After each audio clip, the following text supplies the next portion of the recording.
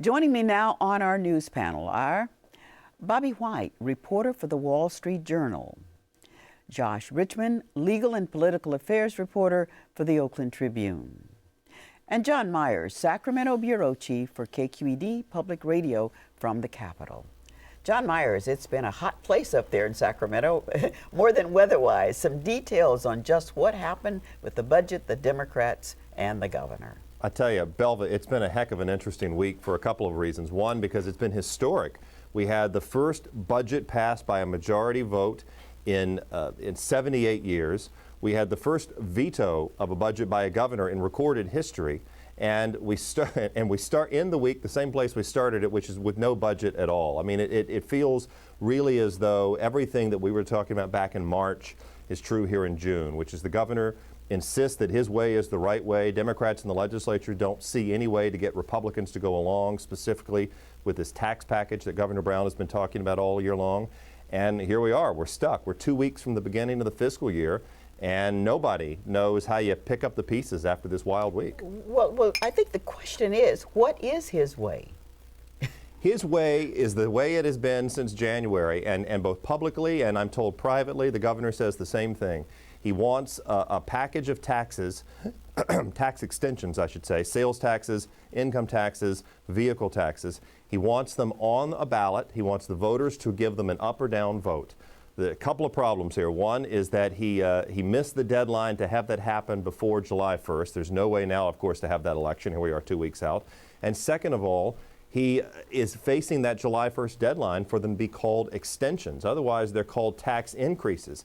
Now, that may not seem like a distinction to people who deal with the policy issues, but it is a huge political distinction, and the voters are already leery of tax extensions, tax increases. They probably automatically say no. So the governor continues to insist his way is the right way. Most people tell me that they believe the governor is not going to move on to any kind of plan B until July 1st. If he doesn't get Republicans to go along, then he'll start thinking about what's next. But John, the wind has not exactly been at Jerry Brown's back on this, right? Because the public support for the idea of this election has been fading, and revenues have exceeded projections over the last couple of months, so it's harder for him to make the case for these bridge taxes, right? It is. I mean, you're right, Josh. I mean, think about it. The windfall of tax revenues, at least compared to projections, is now somewhere in the magnitude of a little over $7 billion, almost $7.5 billion over the 18-month period. And that is a difficult thing when you're Jerry Brown trying to talk about taxes. But what I think will be really interesting to watch is what happens to his public reaction, public approval with this veto. I mean, I think that there are people who believe that Brown made the right call, that the budget that the legislature passed, that the Democrats passed, was full of gimmicks. It did not solve the problem. It would have broken his campaign promise about gimmicks. And I think that Brown actually may get credit for this as standing up to the Sacramento culture, even though I would argue that the Democrats in the legislature that put this budget in place thought they were being pragmatic. They thought they were doing what they needed to do to move the ball down the field. I think, though, that the public probably is going to be on Brown's side. Is there a plan in place if these taxes don't work out? No. I mean, that is what Democrats keep insisting, and you heard them on Thursday after the governor vetoed the budget. And I should tell you, the governor gave him about 2 hours lead time notice that he was going to veto it, and I think that made some people grumpy that they didn't even know up until those last hours that the governor wasn't with them. But you heard Democratic leaders in the legislature, the Speaker of the Assembly, John Perez, the President pro tem of the Senate, Darrell Steinberg, say the governor needs to articulate what Plan B is. If he cannot get Republicans on board with the taxes, what is he going to do? There's another $10 billion worth of deficit that has to be erased, projected deficit. What is the governor's plan if he can't get the taxes?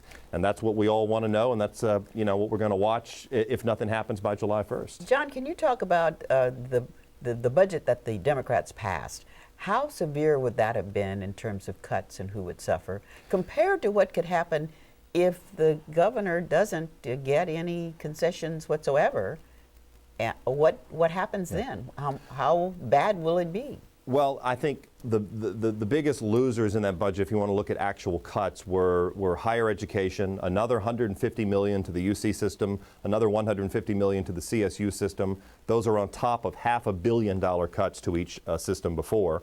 $150 million cut to the trial courts. Those were the big losers. And then the other big loser was, frankly, K through 12 education, which was going to get a $3 billion delay in payments that they were expecting that the governor wanted to give them. So everything else was kind of was a little bit of clever accounting there. There were things where you assumed savings that you may or may not have gotten. The question is, what is the likelihood of an all-cuts budget? Democrats have told Governor Brown, decidedly told him, there are no votes in the legislature for an all-cuts budget. And so the governor is going to have to, again, make a decision. If he can't get a deal in the next 2 weeks and he gets past that deadline of those taxes, what is his option? Does he embrace some of the gimmicks and tell the public, I had no choice? Do we go without a budget and the state has no operating cash? Your guess is as good as mine. Just before we say goodbye to you, John, talk about two things. What does this do for Wall Street if there's no budget? Yeah. And will the legislators lose their salaries even though they passed a budget? That's an interesting one. Wall Street, we still don't know. Wall Street, generally, we heard from Standard & Poor's today saying they didn't think the Democratic budget was very good either. The reality is, though, we need some kind of budget for Wall Street to lend us operating cash this summer. And on the paychecks, great question. Prop 25 last year said no budget, no pay. The question is, did they meet the standard? They sent a budget to the governor. That's all Prop 25 says. The state comptroller, though, has inserted himself in this debate, interestingly enough, and says he'll be the final judge of whether it was a balanced budget. And he's a Democrat. So Democrat versus Democrat versus Democrat. Stay tuned next week. It's going to be very interesting. All right, John. Well, I can see that you won't be getting much sleep. Maybe. That is if there's anything left to talk about up there. It's every summer like that. Thanks. Yeah, thanks to John for being with us tonight. Josh Richman, you were here covering the Prop 8 stories that stays in the courts and keeps making headlines. Yep. This week, it was a judge himself sort of on trial, Judge Vaughn Walker. Exactly. This is Judge Vaughn Walker, who last August had ruled against the Proposition 8, which was the November 2008 voter-approved ballot initiative that wrote the same-sex marriage ban into the state constitution. So sponsors of Prop 8 had challenged, after he had nullified Prop 8, challenged his standing to have issued that ruling because he himself is gay and has had a long-term relationship with his partner, and they made the argument that he was biased and should have recused himself. A lot of constitutional and judicial scholars did not think very much of this argument, and indeed one of Judge Walker's colleagues this week shot down that argument in rather spectacular fashion, actually, basically saying that a gay judge is absolutely entitled to rule in a gay rights case, even if his decision could provide him some speculative future benefit. Which hasn't even been shown here because there's been no public indication that the judge wants to marry. But he said that disqualifying Judge Walker because he's a member of a group potentially affected by this ruling would also require the recusal of any minority judge in most of all civil rights cases. And of course, that's not going to happen in this day and age. I think he threw in women. Yes, indeed he did. And he also made a point of saying that Prop 8 did not only affect a minority group, that we all have an equal stake in a case that challenges the constitutionality of a restriction on a fundamental right. So in very no uncertain terms, he made it clear that he was not going to entertain this, which of course makes us turn our attention back to the actual merits of the ruling itself, which are still pending before the Ninth U.S. Circuit Court of Appeals.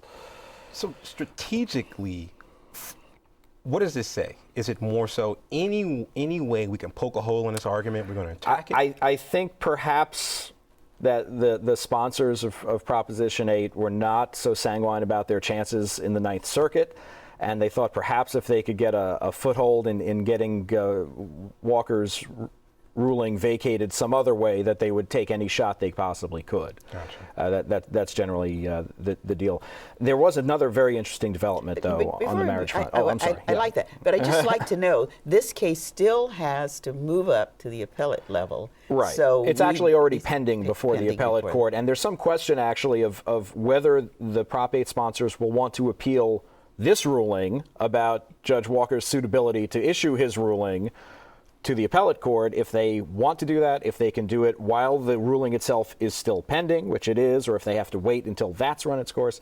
It's all becoming a little bit convoluted right now. So. All right, you have more news. Yes, I have more news. I'm sorry, I didn't mean to jump the gun. A bankruptcy court down in Los Angeles found that 1996's Federal Defense of Marriage Act, DOMA as we usually call it, which lets only male and female couples claim federal marriage benefits and authorizes states to deny recognition of same-sex couples who were legally wed elsewhere, is unconstitutional. This was a case brought by a gay couple that wanted to file bankruptcy together. It was unusual in that most bankruptcy decisions are usually signed by one bankruptcy judge. This court wanted to make a point. 20 of the 24 judges on this bankruptcy court signed this ruling. They obviously meant it to carry some oomph, and this comes only a couple of months after President Obama directed his administration to stop defending DOMA in court. House Republicans have tried to take up the mantle of defending DOMA against the various attacks in various federal jurisdictions, but they didn't quite get it in this one, and so now they've got this to contend with on the appellate level as well. So across the country, though, this whole business of gay rights continues to resonate. In fact, there's a hot battle going on in the New York State Legislature right now. The State Assembly in New York on Wednesday night passed a bill that would legalize same-sex marriage there. The state Senate appears to be one vote short of what it would need to pass it. The Roman Catholic Archbishop of New York is exerting heavy pressure on the Senate not to pass this bill. Their legislative deadline is Monday. It'll be fascinating to see what happens there. Well, we move to another subject that is in the news as much as both of these major stories. And Bobby, that's your story about what's happening to the city of San Jose in light of what most cities are suffering from, deep budget deficits. Yeah. San Jose faced a $115 million budget deficit this year. It was a more than $100 million budget deficit last year. It's projected to face another at least $78 million, but a possible $100 million deficit next year. To do that, they've had to go through some drastic measures: layoffs, furloughs, salary givebacks. Basically, I want 10% of your salary, give that up. Currently, they were able to kind of get things done. The last union, they had to work with 11 unions to kind of get concessions. The last union to sign off was the police union. And this was the union that was probably the most contentious. And so they signed off 10% salary cuts and a number of other measures, but it still required the city to lay off 150 police officers. The trouble with that is murders are up in San Jose. I think there are about 26 murders this year, which means in 26 this year, which outpasses last year, which is very problematic for the constituency. Totally understand that. But in this era of declining revenues, it's going to be a challenge, not just for San Jose, but for Oakland, for San Francisco, a number of cities, as they try to deal with declining revenues and increasing labor costs. And it's really difficult to deal with that. So this is a case of trying to adjust to the new normal, basically, and it's something that other cities are going to have to do as well? That's very scary for people to hear. When you hear the new normal, when you hear less police officers, when you hear libraries are closing, when you hear people are losing their jobs, but that is the era we're in. The revenue just isn't there. And so depending on the city, how will you adjust to that new normal? Your revenues are down. For instance, San Jose, they had about $500 million. No, I'm sorry, that's Oakland. Oakland is a good example.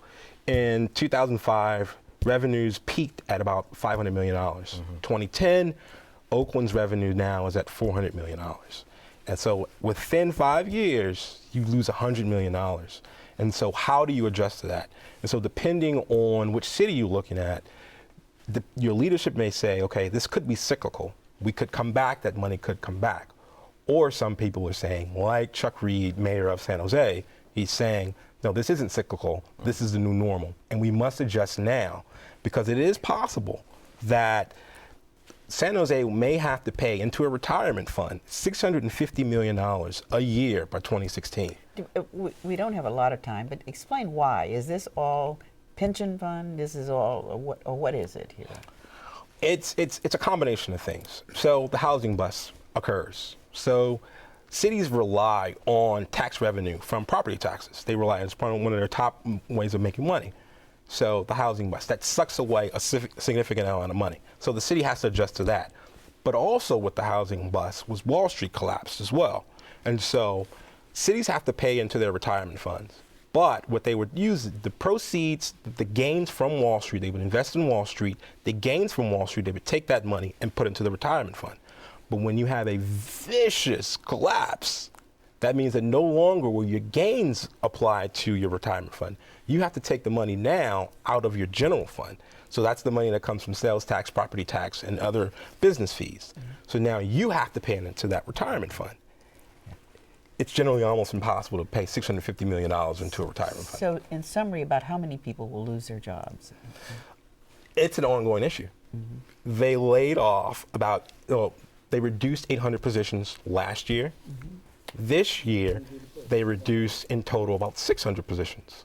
So depending on once they finally make budget, it could be more people laid off. Okay, so the story of the new normal, which none of the city's officials and mayors want to hear, nor do the people who work for those cities. No. Okay.